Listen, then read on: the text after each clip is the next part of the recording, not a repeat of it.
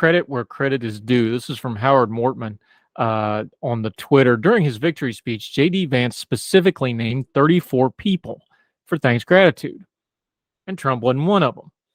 You saw it all over social media, people on the right blaming Trump for everything that went wrong in the midterm. Now, it's a little simplistic, but there's truth to it, too. If you go all the way back to the Georgia runoffs in 2020 and the collective mess that the former president drags around and the chaos he sows, but that's not really the point of what we're going for here. Why would people who 2 days ago were all on board with former President Trump to get elected, looking at you, J.D. Vance, all of a sudden abandon him? Because the political winds are shifting and these feckless people like J.D. Vance are going to move right along with them. They're all going to jump on the new hot thing. Everybody seems to agree in the commentariat that the next big thing in the Republican Party is Florida Governor Ron DeSantis. Now, he won very handily, almost 20 points, which, of course, Charlie Crist losing his third statewide election with his third party designation, which is really impressive. Proud moment for Charlie and his family. So, of course, he's getting a lot of national press. He's also getting a lot of shine from people like California Governor Gavin Newsom, who has decided to pick fights publicly for his own fundraising and national profile with Ron DeSantis. And the media seems to have also ordained him. And now a bunch of people on the right, sensing that Trump is electorally toxic and no longer going to be viable, are running, not walking, to the Ron DeSantis camp.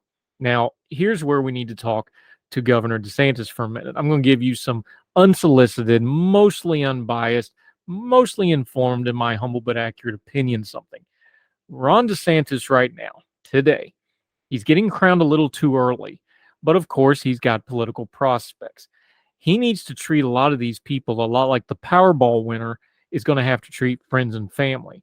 When you win the lottery and you win big money like that, people that you think are your friends and family are no longer your friends and family because they don't see you as a peer. They don't see you as a friend. They don't see you as a family member. They now see you as an income stream. They see you as money. They see you as an ATM. They see you as their future prospects. They no longer view you really as whatever person you had been up to that point.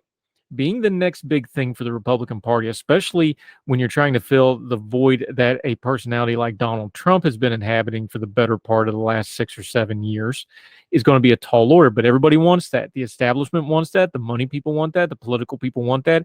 The news media really wants that because they need the next thing to be the ratings hub if Trump starts to fall off or not bring the ratings he used to. And everybody seems to agree that it's going to be Ron DeSantis. All these establishment people, all these people on the right, the former Trump people who will abandon ship and go running for the next big thing because their money train is going to be ending. They're all going to go running to Ron DeSantis, and he should look at them the way the Powerball winners and the lottery winners look at friends and family members that they can't really trust. They're just there for the hangers-on, and they're there for the money, and they're there for the ride, and he should be very discerning who he listens to, who he takes on in the inner circle, who he thinks gives him good and bad advice, and who he lets bandy his name around in an official capacity. It's going to be hard because the floodgates are open. They're all going to come running now. But that's the best comp I can give you. It's not a political comparison, but it's a good comparison. His world has completely changed now. He's not just the governor of Florida anymore. He's a presidential candidate in all but name until he comes out and says, I'm not running, or he comes out and says, I am running, and it cranks it up even more. He needs to start acting like it now because a lot of money people, a lot of important people, a lot of people that whisper in your ears and give advice and worm your way in, they're all going to treat you that way, Governor DeSantis. We're going to find out a lot about what you're made of, about which of those people you take on board, who you listen to, and how you conduct yourself. And that's something that folks will judge you on if you decide to take the step and run for president. A lot's going to be decided right now, and it's not in the political sphere. It's not in the policy realm. It's not even really in the ideological realm. It's how you conduct yourself right now. How do you handle success tells us a lot about character. Governor DeSantis had a very successful night. Everybody says so, it seems. We'll see how he handles it. More Hertel right after this.